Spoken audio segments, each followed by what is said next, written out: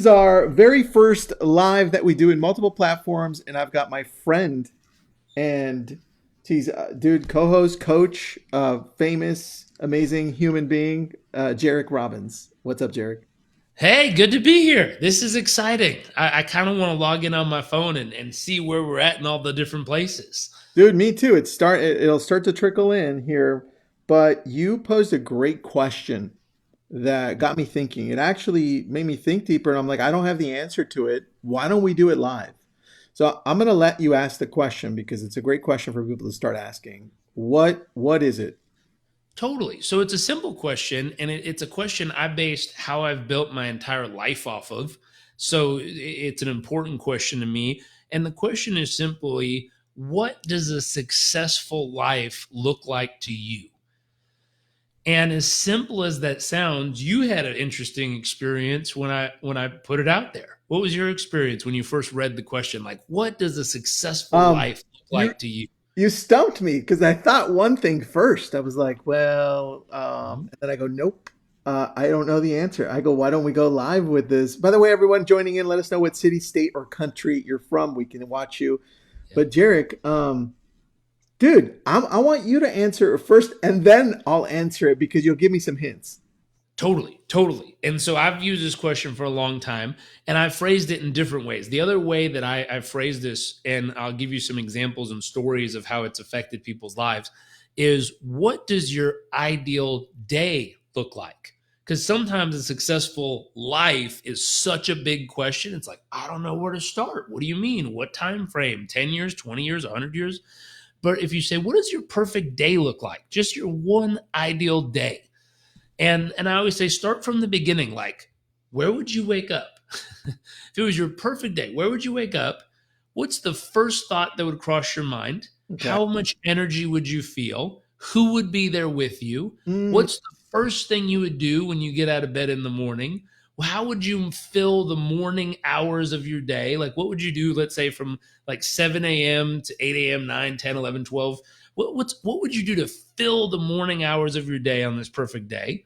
What mm, would you do for lunch? Who would you have lunch with? How much laughter, joy, happiness, fulfillment, excitement, passion would share the conversation over lunch?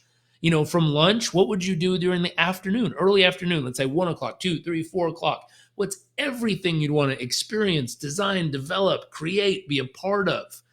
And as you start to develop that, then it's like, well, what would you do in the early evening? Meaning, and I always ask people, would on your perfect day, would you stop and just watch the miracle of a sunset unfold? Just like breathe in the miracle of life unfolding around you on your perfect day. yeah. And then as you enter the night, what would you do for dinner? Who would you have dinner with? How would you feel? What would you eat? And then what would you do in the evening hours of your perfect day? And finally, as your perfect day wrapped up, what would you be grateful for? What are some of the moments that happened throughout the day that just filled your heart and soul with joy, Mm, made you feel really alive? And dude. if you go through that, there's so much vivid vision that starts to come to life in people's minds. Oftentimes, I'll do that in an event or a seminar, and Hmm. I'll just see tears start streaming down people's faces. Yeah.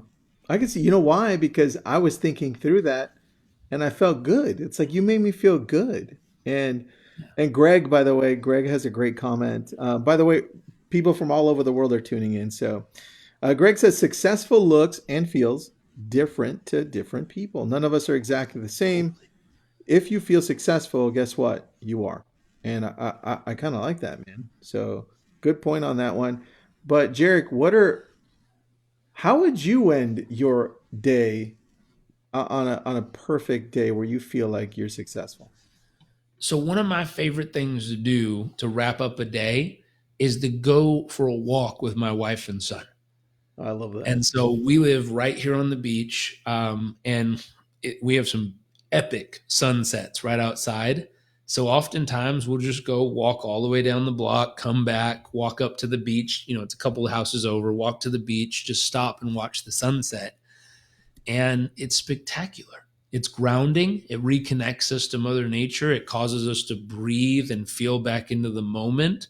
but then it's a miracle and it's different every single time. It has magic in my eyes. I call it magic or miracles, just watching how beautiful. I heard this video one time that said, if you look up at the sky and look at how it's arranged, never in your lifetime will you see it exactly like that ever again. Dude, that's beautifully said. And I thought about that and went, wow, we get to capture a miraculous experience of the sunset that'll never be like that ever again. That's true, man. You know what you It's made me realize while you were mentioning all of these things? It's you just made me realize it. How's that? Because I feel like I realize it every day. Family, right? yeah, Family. So, yeah. and whatever And family looks like to you. totally. And what's interesting, so when I first started with this concept, I had a coaching client who was working for a major bank and he was based out of London running a big book of their business. And I remember I asked him, what does your perfect day look like? And he's like, oh, I'd wake up and I'd go for a run on the beach. And then I'd come home and my wife and children, he wasn't married at the time, but my wife and children would be there. And we'd feel this connected in the morning. And then I would, have my office and I'd go build this business that would make me feel so alive. And I was like, wow, it sounds so great. And I was like, well, that's the vision. What does your life look like now? And he's like, I work in central London. There's no such thing as a beach anywhere. It's in walking distance. It's concrete everywhere. And I live in a flat. And I was like, well, that's pretty different. Yeah. What's your plan on making your vision real? And he went, well, shit, that's what I came to you for. How am I supposed to do this? I said, I don't know. Let's set the vision out. How soon do you want to get there? Is it 5 years, 3 years, 10 years? You decide. He's like, how about 3 years? I said, okay, cool. If that's what you want your life to look like 3 years from now, let's rewind it backwards and ask, what will we have to start doing each day to move a little bit closer?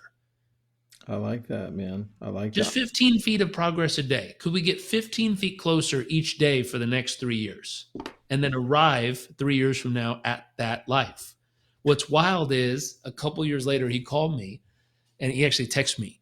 And I'll try not to be explicit, but it was like, holy bleep.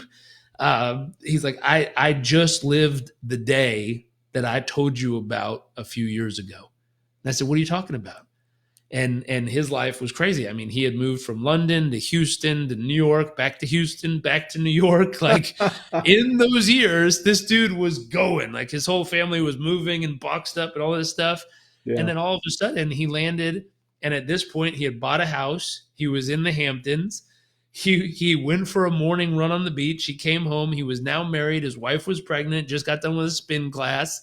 And I was like, oh my gosh, everything he wrote down. He had a side house on his property that he turned into an office that he was working from and starting a new business that he ended up raising $250 million to fund. And it was like, oh my God, everything this dude wrote down was actually real. And Wow. he's like, and he asked me, he's like, how did you do that? And I started laughing. I'm like, I didn't do anything. I just helped you get extreme clarity on what you wanted your life to be. And then we made 15 feet of progress each day. And sometimes, this is one of my favorite thoughts, sometimes progress isn't ground gained. Sometimes progress is losses avoided.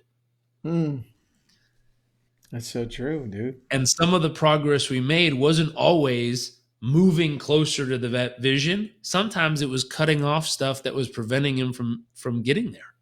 It Yeah. was pruning. It There's, was getting rid of stuff. It was the stuff he had to stop doing, not just the stuff he had to start doing. sometimes we think it's the control aspect of being successful, but it's the opposite, right?